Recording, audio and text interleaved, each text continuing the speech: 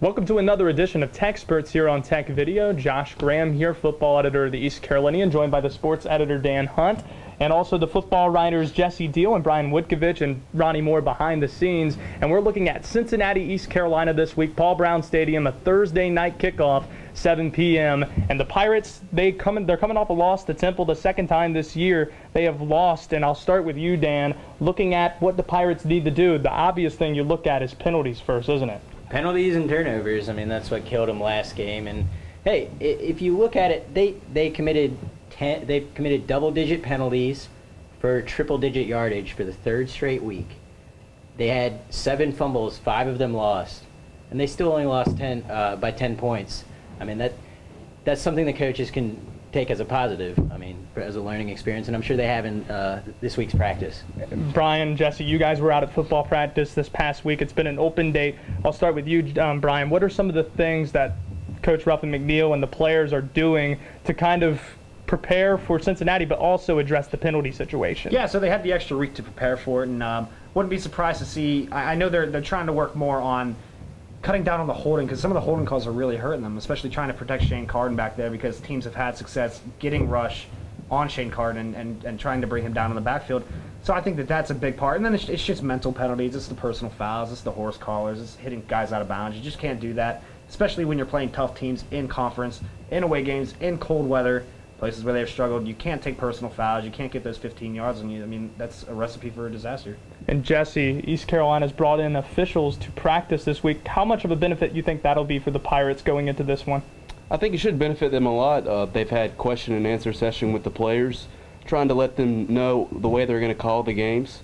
And I think the players should have a little more better idea of how it's going to be officiated. And Ruff got into it with some of those officials. A little bit, and I talked to him about that. He said he was just trying to get some clarification on how things were called, but I guess practice the way you want to play, I suppose. Right. But East Carolina preparing for Cincinnati, one of the best teams they might see this year. Tommy Tuberville, the coach there, always going to be a well-coached club. What have you seen from the Bearcats?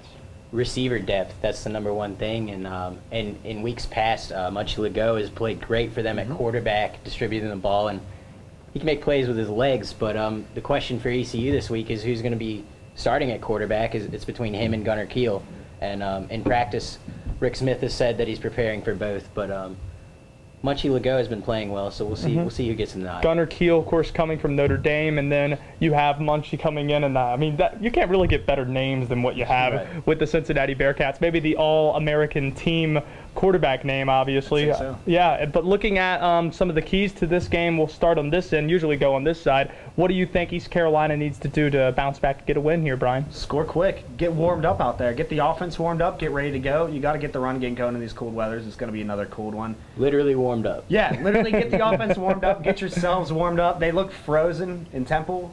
It's going to be a similar atmosphere out there. I think there's going to be a little more fans in the stadium, but if you get that offense going, I think that they'll avoid the turnovers, get the offense going, and I think it's hard for me to see them dropping their second straight game. Jesse? I agree with Brian. I feel like the penalties and the turnovers, the biggest issues the Pirates will face. If they can limit those, we'll see what can happen. I think the Pirates will bounce back. Ruffin McNeil made a good point in talking about the turnovers, saying that they only had 9 turnovers going into that game against Temple, and he said it was an anomaly that they had the 5 turnovers. I think East Carolina is going to take care of the ball as they've done most times this season. The turnovers, I mean the penalties, obviously the biggest question mark, but facing an offense that's pretty similar to them, I think tempo and obviously holding the football, especially in cold weather, is going to be important in this game. That's my key. No question. And a lot of it has been made of the cold weather issue. ECU is going to have to go forward playing these cold weather games in this new conference. But I think it's important for fans to distinguish the difference between just cold weather and cold and wet weather. And that's what they had in Temple, and I think that definitely played a factor in them committing 5 turnovers. So we'll see. The jury's still out on as whether or not ECU can play in just cold weather, without it being rainy. Yeah, so they don't have enough experience in those cold weather games. I think it's been 5 in the Ruffin McNeil area in games that have been played more north than North Carolina. They're 1-4 in those games, including that loss to Temple. So do you think the cold weather is going to be a problem for the Pirates? I think it is. I mean, I don't see how you could say it's not going to be. Whenever you look at the type of offense they run, they like to pass the ball. It can be hard to get a grip on the ball, especially in that cold weather. Receivers have a hard time holding on to the ball.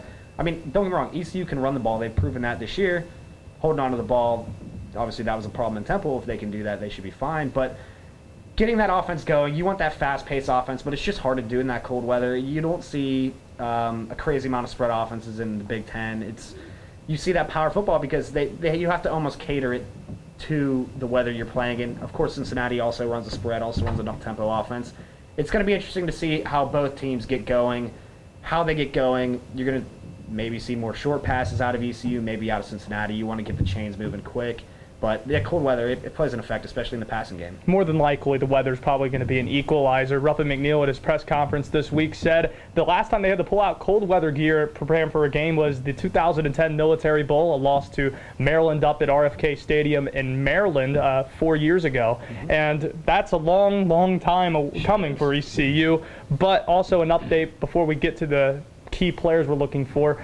Trayvon Brown's going to be out this week along with Damaj Bailey, a couple freshmen. The standout freshman receiver is out with the knee injury. So that's the update on injuries. But let's go to players who are playing, and particularly ones that we think are going to have standout efforts and need to, I guess in East Carolina's case, to win this game, starting with you, Brian. I'm going to go linebacker core. I'm going to say Zeke Bigger, Monteese Overton, and the rest of those linebackers. They're going to have to do a good job trying to knock the ball loose because that is something that could play into their hands with this cold weather. How they're going to be attacking the quarterback and the running back, and how they're going to be preparing for potentially the spread offense and the running quarterback Munchie Legault or Gunnar Kiel. He was a top recruit coming out of high school. I mean, he's got an arm on him, and he's shown it this year. I think it's going to be interesting to see how the linebackers prepare with, not knowing who the starter is going to be. Jesse? My breakout player is Justin Hardy. He had sort of a slow game before, and I feel like he's only 19 receptions away from breaking the record. I feel like he could get a good chunk of those. I like the way you're thinking on that. I was also going to go with Justin Hardy because you're talking about a game where you have possessions possibly going to come down to third downs in a cold environment. You need to have that short passing game. Justin Hardy is a guy you can rely on there to get you a first down, and there's not many times you see Justin Hardy have back-to-back down games. He didn't have one of his best efforts against the Temple Owls. And also I'll mention on the other side of the ball, when you're talking about running quarterbacks, whether it's Munchie Legault or Gunnar Kiel, you need to have good outside linebackers who can hold them inside the pocket. So Maurice Falls and Monteese Overton might need to have standout efforts to try and limit the Bearcat quarterbacks in the running game. And I think all those are great answers, especially Hardy. It's hard to imagine him coming off 4 reception for 35 yards. Wasn't much of a factor. No. And let's remember, Cincinnati's got the 110th ranked defense in the nation. Like they've been. Don't forget it. Should be able to move it. I think you have to look at the secondary. I mean, like I said, Cincinnati has a lot of receivers to work with at their disposal, just like ECU would. So they're heading into this game with a similar game plan. But this ECU secondary, it's been okay, but they have to prove that they can get stops without committing personal fouls on third down, and that'll be a big factor. I think Dietrich Allen, Josh Hawkins, those guys. All right, we'll start with you as well. Predictions for East Carolina, Cincinnati. I've got 31-24 Cincinnati. I think this is just a good Cincinnati team, and ECU has played somewhat poorly against mediocre American teams. I think East Carolina bounces back this week. I don't think you get the turnovers in the penalty situation. I think having the officials is going to help. The added time is going to benefit them. And also, this team is usually very good when it comes off a loss, trying to bounce back and get back into the win column. I think the Pirates win this one 28-17. Like Josh said, the Pirates are usually good coming after a loss. I'm taking them 31-27. I think it'll be a close one, but I believe they'll grind it out. I'm going ECU 21-17. I think the Pirates have had an extra week to prepare. They've done all that they can, getting the officiating in there. They've done everything, trying to prepare for this game, pulling out the cold weather. I think they should be more prepared than they were in Temple. I don't think that there should be any kind of shock facing a cold weather team. I think that ECU bounces back 21-17. I think they're going to pull it out. So there you have it. Everything you need to know about East Carolina, Cincinnati. Thursday night kickoff on the road on ESPN2. Brian Wudkwych, Jesse Deal, their football writers with the East Carolinian, the football editor Dan Hunt. My name is Josh Graham and Ronnie Moore behind the scenes. You just listen to Tech Experts on Tech Video.